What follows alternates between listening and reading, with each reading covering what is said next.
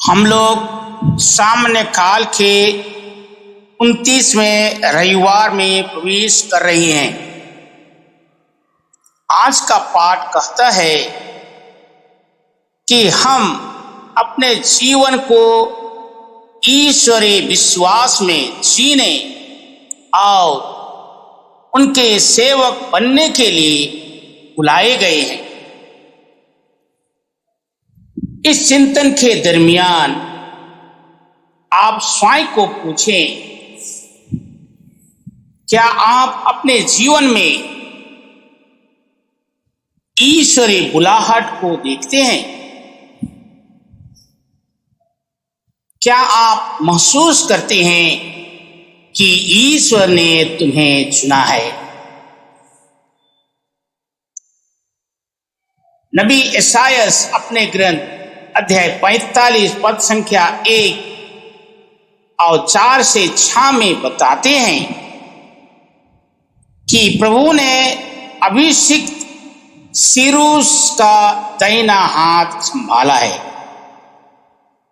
उसने राष्ट्रों को सिरूस के अधीन कर दिया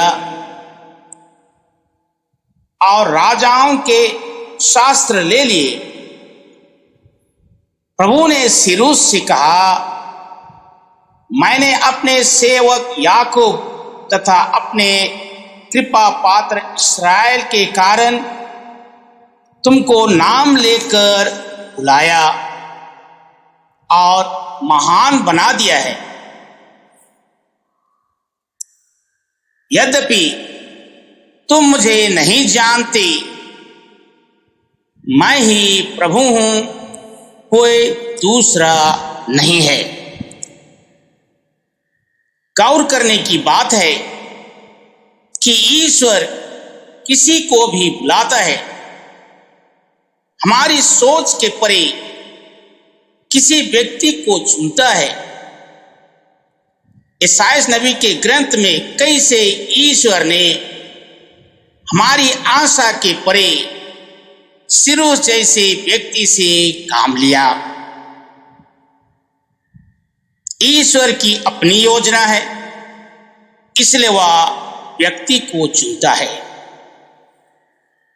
इस बात को जब हम अपने जीवन से जोड़कर देखेंगे तो पता चलेगा कि ईश्वर अपनी महत्ता और महिमा के लिए हम प्रत्येक जन को विभिन्न परिवार, विभिन्न जात, विभिन्न समुदाय, विभिन्न पृष्ठभूमि, विभिन्न गिरे तबके के लोगों को अलग परिस्थिति से चुनता है।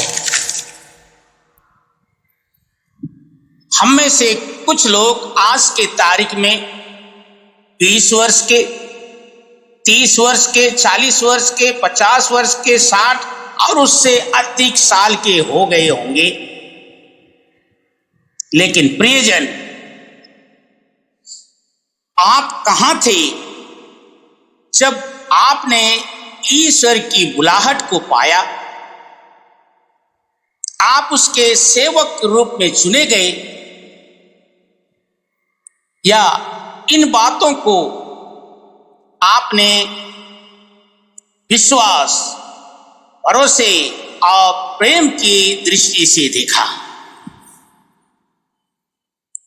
जब आप जीवन को मुड़कर देखेंगे तो तुम्हें अफसोस होगा कि उस समय तुम्हारे जीवन में ईश्वरीय बुलाहट पाने का समय था और ना ही तुम्हारे नियुक्ति में ईश्वर को सहमति देने का वक्त था। संत पौलुस अपने थिस्सलुनीकियों के पहला पत्र अध्याय 1 पद संख्या 1 से 5 में कहते हैं कि ईश्वर आपको प्यार करता है।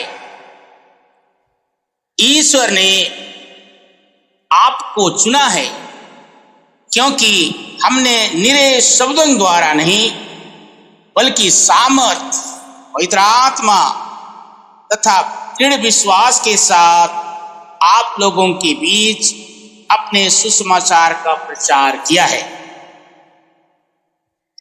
संत मत्ती के सुसमाचार अध्याय 22 पद संख्या 15 से 21 में यीशु को फरीसी लोगों ने अपने बातों के फंदे में फंसाने का चेष्टा करते रहे। इसलिए उन्होंने यीशु से पूछा, कैसर को कर देना उचित है या नहीं? यीशु ने उनसे कहा, या किसका चेहरा है, किसका लेख है? उन्होंने उत्तर दिया, कैसर का। इस पर यीशु ने उनसे कहा, तो कैसर का है उसे कैसर को दे दो, जो ईश्वर का है उसे ईश्वर को दे दो। जीवन के कठिन दौर में प्रार्थना, पवित्र वचन और धर्म सिद्धांत हमारा मार्गदर्शन करता है। कठिन से कठिनतम घड़ी में ईश्वर की प्राज्ञा हमारा मार्ग प्रशस्त करता है। हम लोग ईश्वर की प्राज्ञा को प्राप्त करने के लिए निरंतर लाए जाते हैं। दैनिक जीवन में काम, नौकरी, पेशा के कर्तव्य और आध्यात्मिक उत्तरदायित्व में संतुलन बनाना बड़ा कठिन जान पड़ता है। हम नहीं जानते कि काम, नौकरी, पेशा और आध्यात्मिक उत्तरदायित्व में किसको महत्व दें, समझ में नहीं आता है। हम लोग पेशो पेश में फंसे दिखते हैं। जैसे फरीसियों ने कहा, कैसर को कर देना उचित है अथवा नहीं। हमें काम, नौकरी, पेशा के उत्तरदायित्व और आध्यात्मिक दायित्व में संतुलन बनाए रखना है। दोनों ही उत्तरदायित्व का सम्मान करना और उसे पूरा करना है। आप स्वयं को ईश्वर के चुने हुए सेवक मानो और अपने जीवन को ईश्वर के प्रतिरूप की परछाई समझो। सिक्के में कैसर का लेख और चेहरा है, इसलिए सिक्का कैसर का है। उत्पत्ति ग्रंथ अध्याय 1 पद संख्या 27 कहता है कि ईश्वर ने मनुष्य को अपना प्रतिरूप बनाया।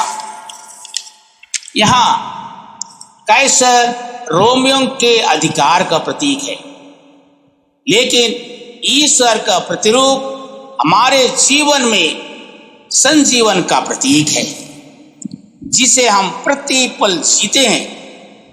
अतः हम ऐसे जीवन जिए जो ईश्वर के प्रतिरूप अर्थात प्रेम, दया, क्षमा, करुणा, न्याय को हमारे कर्म और धर्म में प्रतिबिंबित करें। उत्पत्ति ग्रंथ अध्याय 1 और अध्याय 2 को पढ़ेंगे तो पाएंगे कि ईश्वर ने सारी पृथ्वी और उसमें रहने वाले पेड़, पौधे, जीव जंतु, ग्रह, नक्षत्र को बनाया और उसे अच्छा लगा। लेकिन यह सुंदर जहान वैसा नहीं है जैसे सृष्टि की गई थी। अब सब तरफ लड़ाई, झगड़ा, निंदा, शिकायत, ईर्ष्या, द्वेष, अन्याय, अत्याचार, शोषण व्याप्त है। यह बहुत बड़ी चुनौती है जिसके लिए हम सभी बुलाए गए हैं।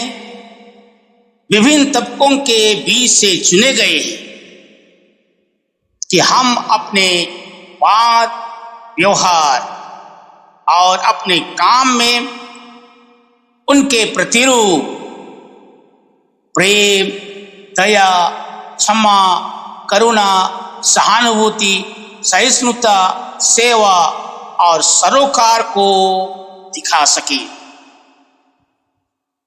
प्रेम, दया, करुणा, क्षमा, सेवा को उजागर कर सके। क्योंकि हमारा कर्म शब्दों से ज्यादा बयां करता है। आज मिशन रविवार है। हम सभी सेवक सेविकाओं के लिए यह महत्वपूर्ण दिन है।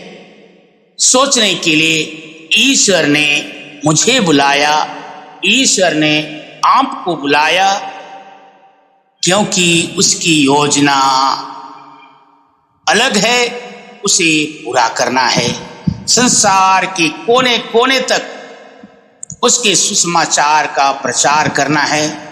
इसे हम अपने व्यवहार, अपने कर्म के द्वारा जहां कहीं भी हो, खेत खलिहान, ऑफिस, दफ्तर या कहीं भी हो, उसकी योजना के लिए हमें कार्य करना है। हम संपूर्ण विश्व कलीसिया के लिए और एक दूसरे के लिए प्रार्थना करते रहें। ईश्वर हम प्रत्येक जन को आशीष दे। आमीन।